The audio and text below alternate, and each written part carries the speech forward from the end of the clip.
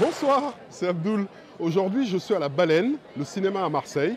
J'ai rendez-vous avec une réalisatrice nommée Émilie Haussel. Silence, on tourne.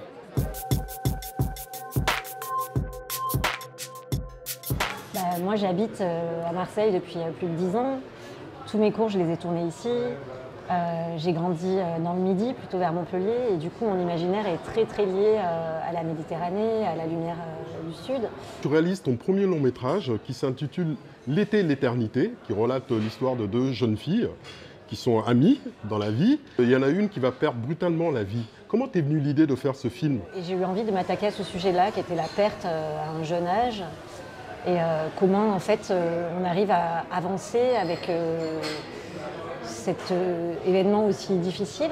Comment c'est un tournage avec Émilie Haussel? Moi, j'avais besoin d'avoir une bande autour de moi et du coup de me sentir assez proche d'eux. Il y a l'idée de la troupe.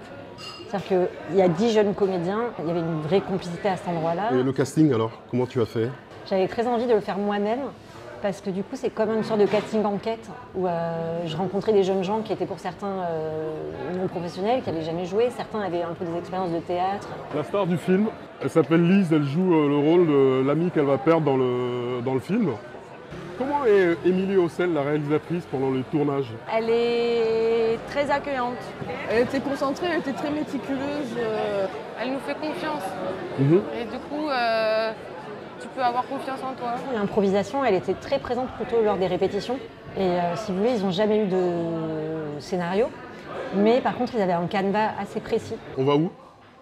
Dans la salle? Allez, on va dans Ça la te tente? salle. J'adore le lieu. Il y a eu une avant-première du film. Alors, comment le public de la région a-t-il réagi? Ce qui ressort souvent, c'est la manière de filmer la ville. C'est quelque chose qui a été un peu remarqué comme une approche assez picturale, assez poétique.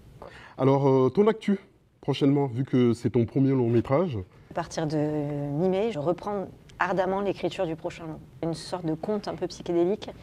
Et du coup, ça parle à la fois d'émancipation et de fusion à l'autre et à la nature. C'est génial.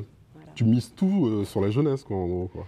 J'ai encore quelque chose à faire avec ça. Quel cinéaste t'inspire, alors, par exemple? Il y en a plein. Il y a Antonioni, Gus Van Sant, Kelly Richard, Cassavetes. Moi, je suis fan de Cassavetes. Là, je fonds. Mon premier grand choc de spectatrice de cinéma, ça a été de découvrir une femme sous influence. Ouais, avec Gina Roland. Ouais. C'est sa femme. Ça, c'était un grand choc. Pour ceux qui ne connaissent pas, il y a Peter Falk aussi. Colombo. Écoute, pour la fin, tu peux nous réunir un peu ton équipe?